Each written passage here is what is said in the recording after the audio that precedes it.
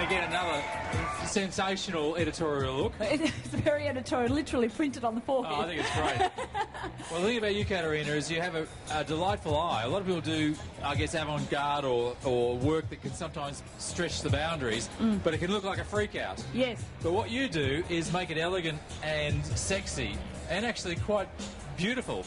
So why do you have that sensibility? Have you had to learn that, or do you get inspired by things around you, or is it just something that comes natural? I love all that crazy stuff. Like, you know, John Paul Gaultier's collection is absolutely wild, and all of that. And it's very, very inspiring. So it just triggers something in your tummy that you think, oh my God, that's so good. How have they done it? And then as I was prepping for my shoot, it was something in my head, and I wanted to do something. And I said, what about if we did this and this? And that's just how it is.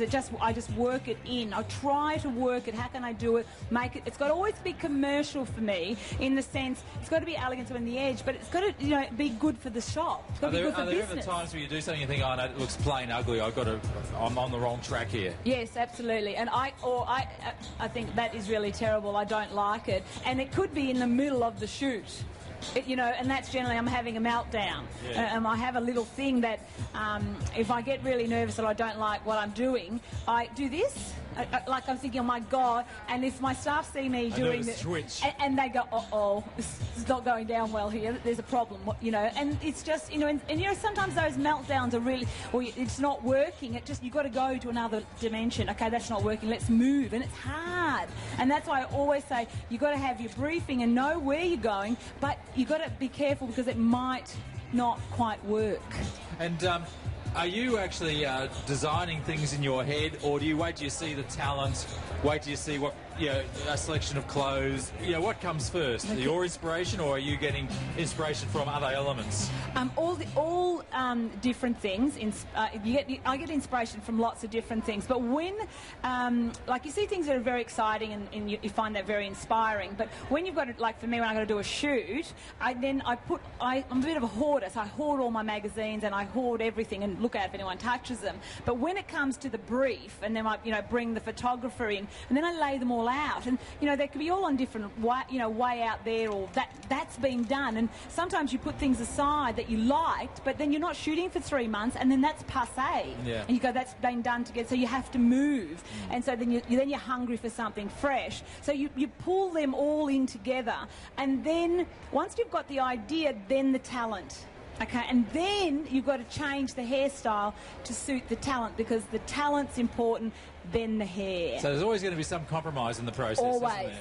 And I remember getting ready for this collection, and I was 2 weeks out of the shoot date, and I was on the couch, and Tony was trying to I said, Tony, please just leave me alone. I've got 6 models running around in my head with no hair on their head, and he's looking at me, and I thought, I've got to remember that, because I was designing. I didn't even realise, but subconsciously I was designing hairstyles, and these models are in my head with no hair, which you can't do much with there. But then as you get closer, then you cross them off. I've got that one done. I know that. I know where I'm going. But you've only got an idea. When you actually do it, then it goes to another dimension. Yes. And so there's always some chemistry on the set. There's always some magic that happens, absolutely. or doesn't happen. Yes, either way. Yeah. And working closely with the stylist, makeup artist, and photographer is really, really important. And on my shoots, it's like if there's something not working, you need to speak, or forever hold your peace. I would say, it's a team effort. You know what I mean? Everyone's got to be on the same page. Doesn't work otherwise. And who styled you today?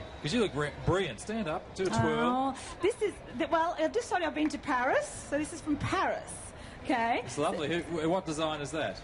It's actually only a small designer in Paris. I don't even know their name, but it was just a small store just before I left. When they always say money in your wallet before you get on the plane. It was one of those. Money in your wallet. Well, that's free money. That's found money, isn't it? Yeah, whatever. But it's usually in the form of a plastic card. Yeah, that's true. Yeah, it's like I've still got some credit left. That's good. It's no use bringing it back. And look at the shoes, girls. Check those out. Well, frills and tassels were very, very big in Paris this year, so I had to come back with a pair. You were forced to, weren't you? Yeah, absolutely. Okay, over to Susan. Susan. Caterina. Yes?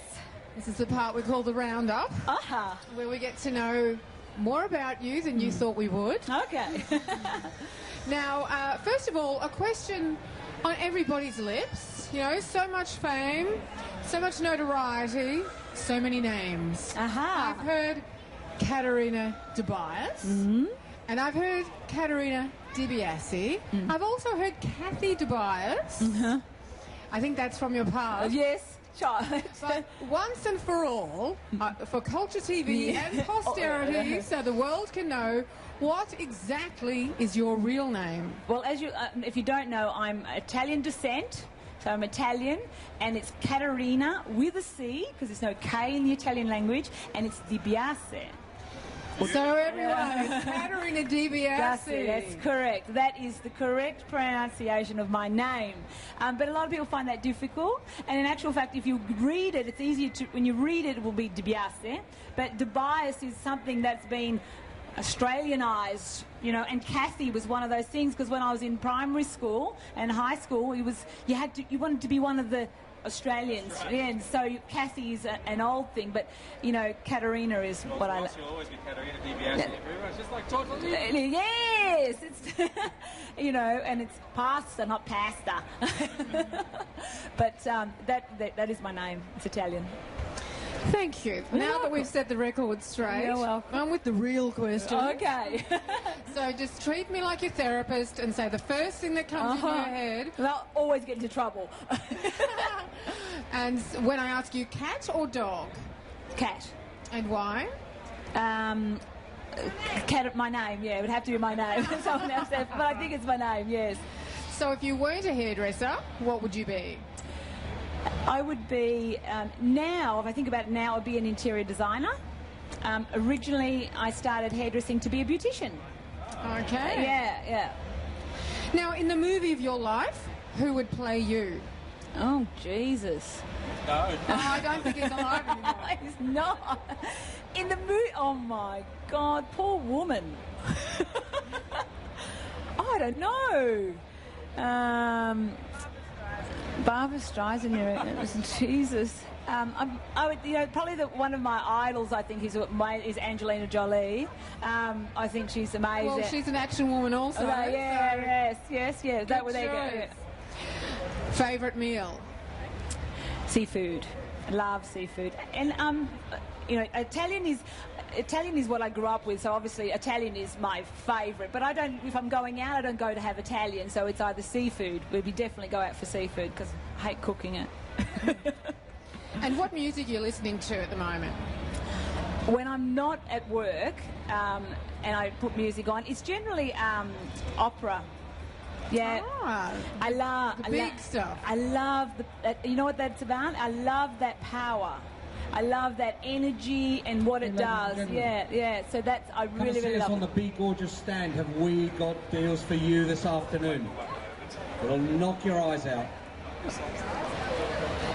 Now, Caterina, talk to us on the Be Gorgeous hairstand. Caterina, what's the best piece of advice your mother ever gave you? Go for what you want in life. You've got to do what you want to do, and you must go for it. That was one of her things. Being an Italian that was sent out as a young girl, so she couldn't do what she wanted to do, and she said... On the Be Gorgeous hairstand, if you come within the next 10 minutes, the first 10 customers will receive a G5. With that, for $200, you will get a leather bag and a mini iron. There you go. First 10 customers, one G5, value $200, leather bag to the value of $75, and a mini iron, all for $200. Be Gorgeous hairstand, first 10 customers. So, Mum, we always say, go for what you believe in and do it now, and you know, and don't wait, because you never know what's coming ahead. It was one of her things, like my first trip overseas. And she just said, whatever you want, you got to do it there and then, because you might not be back tomorrow. That was one of her things. Excellent. Now, Caterina, after that very fulfilling answer, here's a little one to get inside your head. What's your guiltiest pleasure? Shopping, of course. Oh, that was too easy. All right, so this one might be a bit harder. What's your secret skill, which will now no longer be a secret? My secret skill? I don't know if it's such a secret. It's not. I actually, I don't know if people believe me, but my secret skill is practice makes perfect, and I practice what I preach. Fabulous. And finally, what's your favourite part of Culture magazine? I love the photographic spreads and the editorials. Yeah. Yeah, I love the photographic. That would have the first thing that you said. That was the photographic spreads. Love that. Fabulous. Thanks, Caterina. Thank you.